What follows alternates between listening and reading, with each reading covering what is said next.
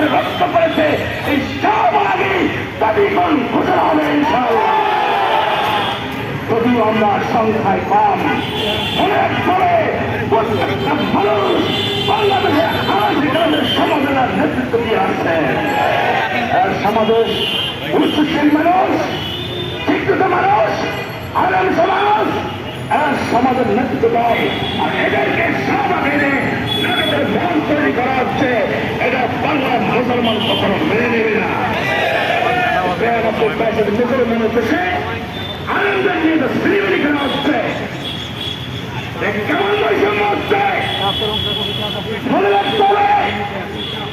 এটা 2025 সাল,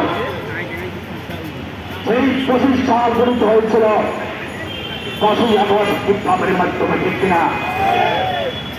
এই 25 সালে এসেও আমাদের উপর চরম বৈষম্য প্রত্যেক রাষ্ট্র, আমাদের সর্বোচ্চ কর্মকর্তা, আমরা দায়িত্ববান কর্মকর্তা, গতকাল তো আমাদের জন্য বিশাল একটা মেট্রো লঞ্চ শুরু হয়েছিল। একবার করেছে প্রধান উপদেশের কার্যালয়, আরেকবার করছে সচিবালয়ের ভিতরে। আমরা স্পষ্ট জানিয়ে দিতে চাই, আপনাদের সাথে আমাদের কোন বৈঠক হবে না, সিদ্ধান্ত হবে রাজপথে, ঠিক কিনা? বারবার আমাদেরকে থেকে ধোকা দিয়েছেন, আমাদেরকে খেপড়েছেন। আমরা কি মানুষ নই?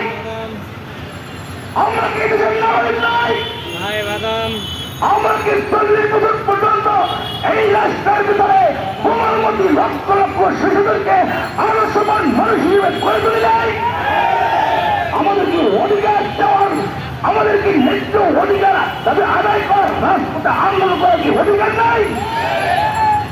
আমাদের উপরে লাঠিচার্জ হচ্ছে, গ্যাসের নিক্ষেপ হচ্ছে, এক সৈন্যের বিদায় হয়েছে, কালকে লাঠিচার্জের মাধ্যমে এখনো পুলিশের ভিতরে শিক্ষাশীলের দোষর বিদ্যমান আছে। বলতে চাই,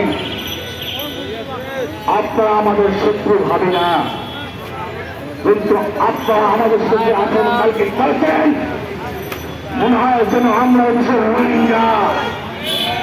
রোহিঙ্গার মতো আমাদের সাথে আচরণ করেছেন। মনে রাখতে হবে,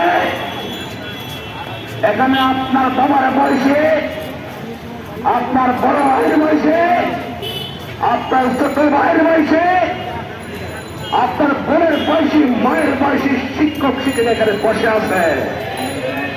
এদের উপরে যে অত্যাচার নিবেদন পালন করেছেন, এটা আমরা মোটেও কাম্য নয়। আজকে শাহবাগ চত্বরে মঞ্চ থেকে আমরা ঘোষণা করতেছি, তার তীব্র প্রতিবাদ দিল্লি কেমন করছে। সম্মানিত শিক্ষক ভাইরা, আমাদের নির্বাহী কমিটি, আন্দোলন বাস্তবায়ন কমিটি এবং কেন্দ্রীয় কমিটির দায়িত্বশীল পরামর্শক্রমে পরবর্তী সিদ্ধান্ত যেটা আসবে সেটা জানিয়ে দেওয়া হবে। কতক্ষণ পর্যন্ত এখানে বসতে হবে আমাদের, তবুও আপনাদের জ্ঞানে থাকতে বলতে চাই যে দাবি আদায় না করে এখান থেকে কেউ বাড়ি ফিরে যাব না। এই দাবি আদায় করার জন্য সেই কর্মসূচি আসবে, সেই কর্মসূচি সঠিকভাবে পালন করার জন্য কে কে তৈরি রয়েছে দাঁড়িয়ে থাকবে।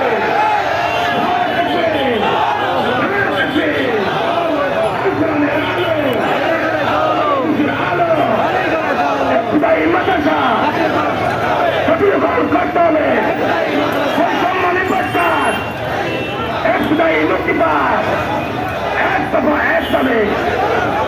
সম্মানিত শিক্ষক ভাইরা, এখন আপনাদের সামনে গুরুত্বপূর্ণ বক্তব্য নিয়ে আসছেন সপ্তম চট্টগ্রাম মাদ্রাসা শিক্ষক ঐক্যজোট সম্মানিত উপদেষ্টা জনাব এস এম জয়নাল সিং জোহাদি ভাই।